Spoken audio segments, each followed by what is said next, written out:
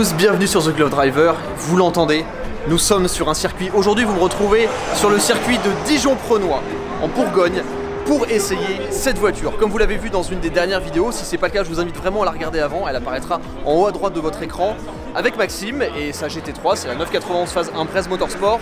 Maxime a complètement modifié le setup châssis de sa GT3. L'idée, c'est que cette GT3 d'apparence stock aille aussi vite, voire plus vite qu'une GT3 RS phase 2.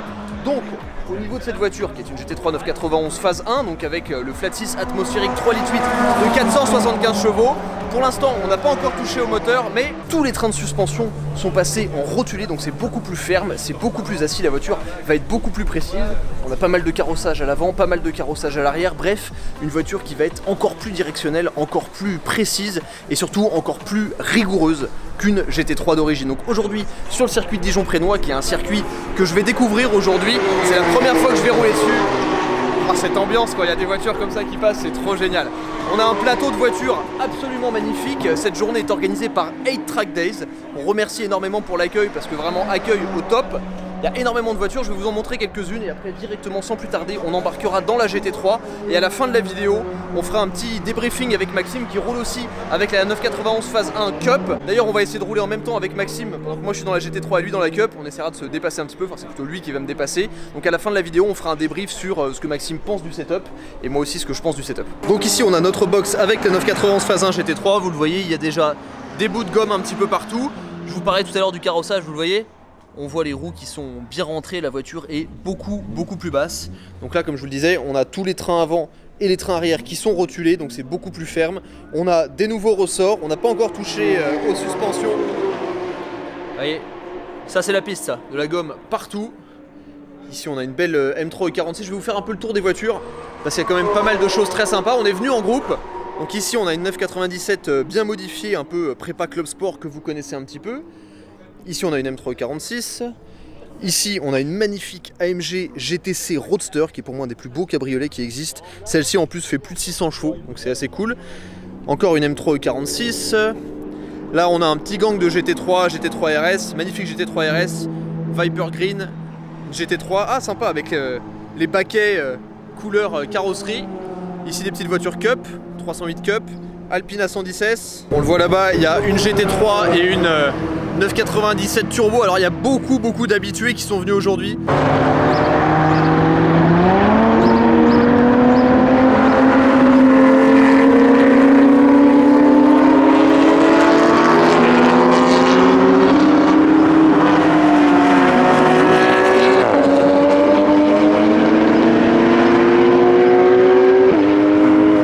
Il y a pas mal de voitures qui sont modifiées vraiment pour la piste.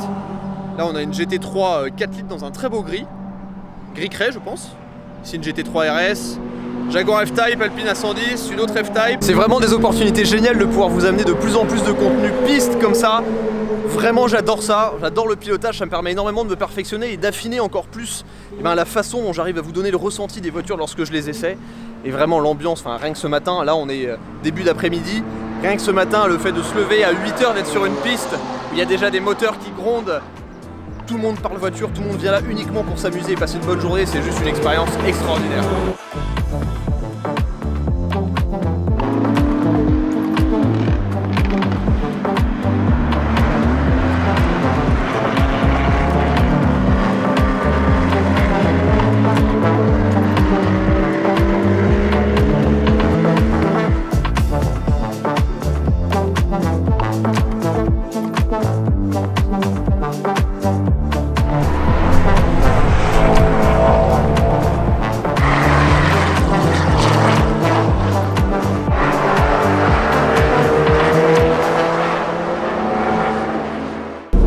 Alors, vous me retrouvez au volant de la Porsche 991 phase 1 GT3 sur le circuit de Dijon-Prenois. Alors, vous allez le voir, Dijon-Prenois, c'est un circuit qui est très rapide, où en fait l'idée c'est vraiment d'avoir du rythme.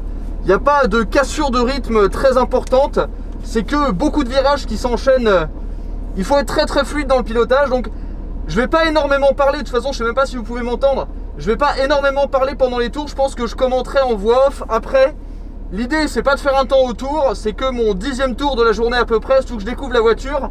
Donc l'idée ça va vraiment être de vous montrer à quel point cette voiture est efficace et à quel point le setup qui a été mis en place par Maxime amène encore plus de stabilité à cette voiture, comme si elle en avait vraiment besoin.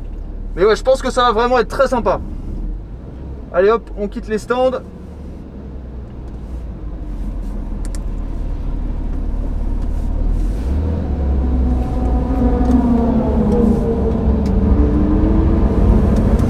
Allez, c'est parti, déjà on quitte la piste.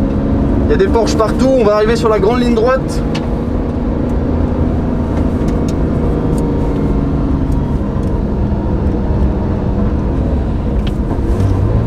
Allez, c'est parti. Eh ben, il y a la Cup juste devant.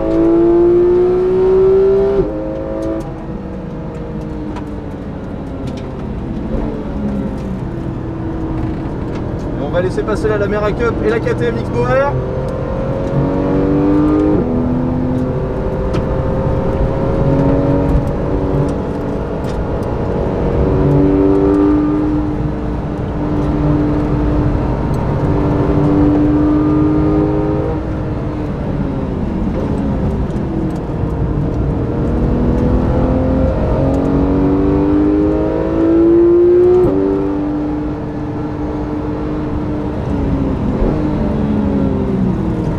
Ce virage là il est extraordinaire, il faut rentrer très tard. Il y a un dévers gigantesque. Ah, j'ai les voitures rapides qui arrivent.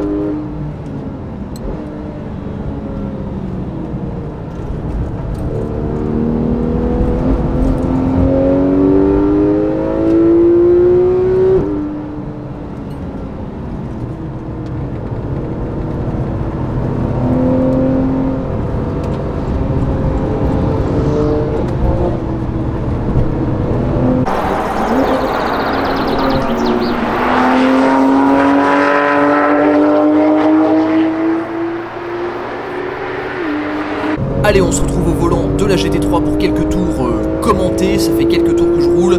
Je commence à être bien à l'aise avec la voiture, à connaître un peu mieux la piste. Donc, c'est les tours que j'ai choisi de vous montrer voilà, en vidéo. J'espère que ça va vous plaire. Vous le voyez à ma gauche, je suis dépassé par une voiture assez spéciale. C'est une 991 phase 2 GT3 4 litres. C'est bien une GT3, c'est pas une GT3 RS. Malgré la taille de l'aileron, la voiture est complètement modifiée. Énorme freinage ici, vous voyez la voiture bouge un petit peu et j'ai pris un bon gros bout de gomme sur le pare-brise.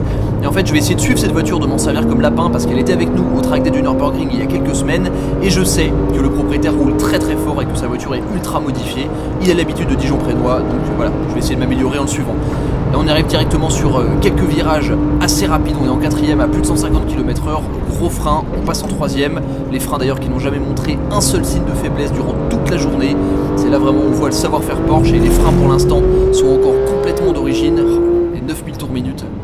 Paf, on remonte en 3ème. Et là il y a ce grand virage assez lent. On va aller jouer doucement sur le couple pour remettre la puissance juste après la crête. C'est un virage qui est complètement à l'aveugle. C'est probablement mon virage préféré du circuit tellement il est particulier, technique. Hop, on dépasse la MG GTC Roadster. On arrive sur un double gauche où on peut monter sur le premier vibreur. Je sais pas si c'est vraiment plus rapide de le faire, mais il y a tellement de marques de gomme dessus que je me suis dit que c'était peut-être la bonne solution. On repart en 3ème, 4ème. Léger freinage pour inscrire l'avant de la voiture. Et on rentre dans ce long droit. On sort un petit peu sur le vibreur et là, plein gaz pour aller jusqu'à la descente. C'est particulier de mettre plein gaz dans une descente. Surtout quand ça tourne autant après. Et là, c'est un très long droit où il va falloir prendre la corde assez tard. Et là, plein gaz pour aller ressortir sur la ligne droite. Et vous allez voir, il y a des petites bosses, vous allez l'entendre. Quand on est dans les 1000 derniers tours, on entend l'aiguille qui tressaute au moindre mouvement de la voiture. C'est assez extraordinaire. Ce flat 6 c'est vraiment, c'est le nirvana automobile. Paf, on atteint plus de 250 km/h, 257 exactement, gros freinage. On passe quand même de 260 km/h à 130 environ pour s'inscrire dans ce double droite.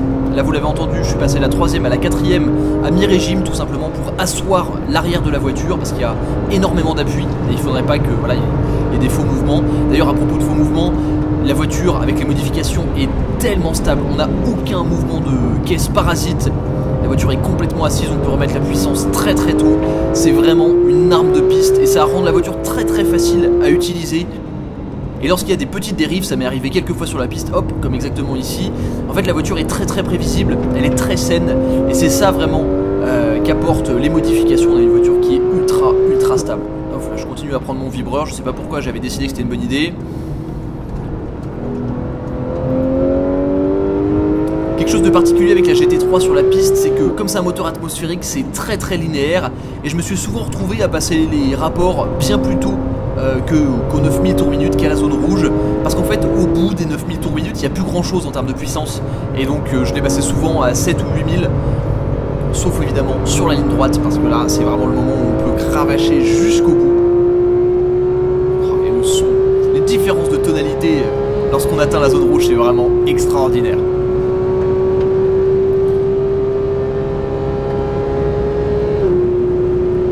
On dépasse quelques voitures et lorsqu'on passe sous le panneau, hop, gros freinage. Là encore vous voyez la voiture qui bouge un petit peu mais ça reste bien stable quand même. Et là je suis rentré un tout petit peu fort, vous allez le voir.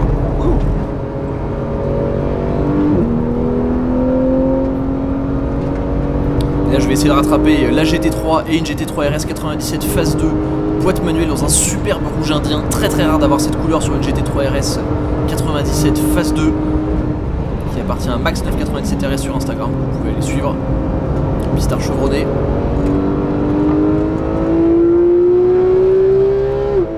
La GT3 c'est vraiment une voiture de piste tellement complète, on a tellement de ressentis dans ce qui se passe dans la voiture, on ressent les vibrations du moteur, la boîte PDK est instantanée, on a énormément de remontées d'informations à travers le volant, le train avant est super précis, évidemment avec les roues arrière directrices la voiture est de base assez stable, mais là en plus avec les modifications, on a vraiment une voiture qui est extraordinaire à mener fort, et avec cette voiture modifiée on est vraiment sur une philosophie de gros pistards, de personnes qui va aller chercher le temps autour. Évidemment moi qui ne suis pas pilote je préfère voilà, prendre mon temps pour découvrir la piste, mais il me semble que je roulais autour des 1:30 sur le circuit Dijon-Prénois pour mes tours les plus rapides que je n'avais pas filmé.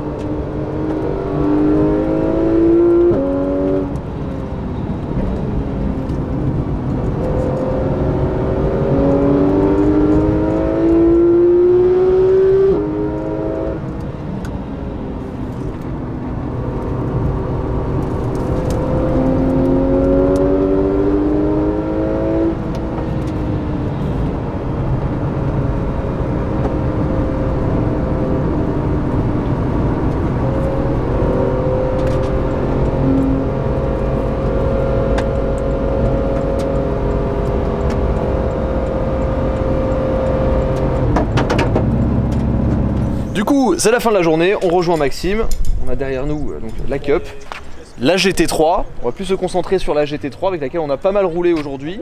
Tu as quand même pas mal roulé avec la Cup, c'était bien la Cup? Ouais, c'était génial. C'est quand même une sacrée arme.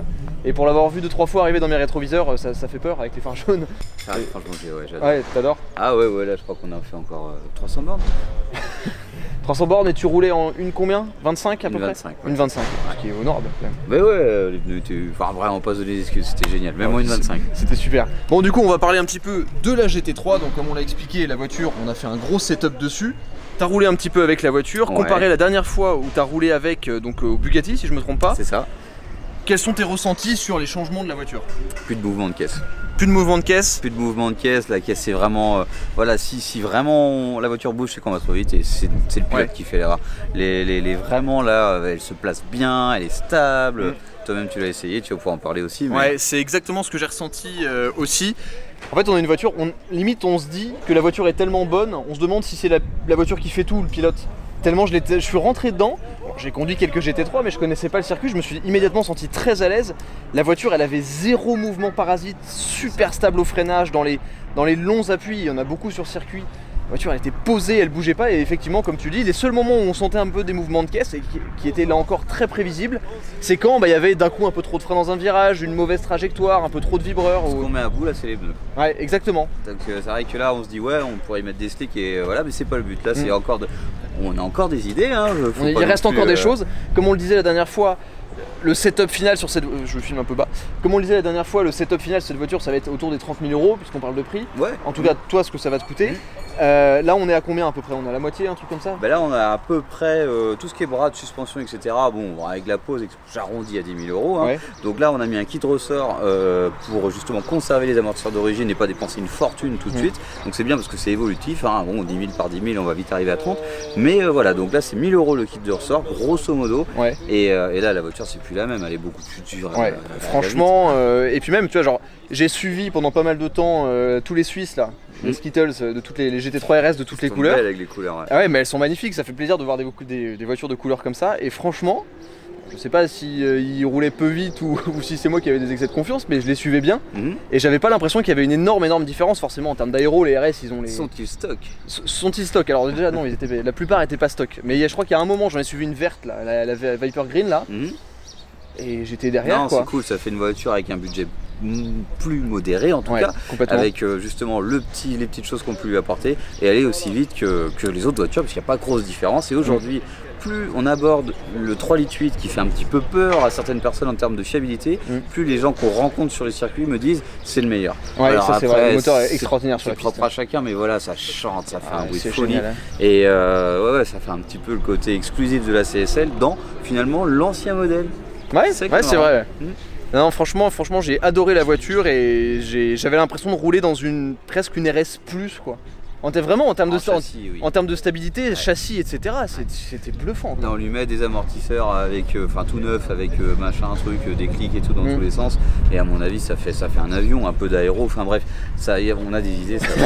Il y a des idées. La seule chose qui va rester, ça va être le budget. Mais bon, je crois que ça fait pas peur. On fera le bilan à la fin, ça fait peur, mais on va étaler, on va faire comme la M4, on va faire sur 4 ans. C'est ça, sur 4 ans. Sachant que là, ça fait 2 mois que tu l'as et elle est déjà pratiquement finie. Mais non. D'ici 4 ans, il y aura déjà d'autres voitures. On était au bout, mais on avait encore des idées. Non, il y a vraiment le petit côté un petit peu.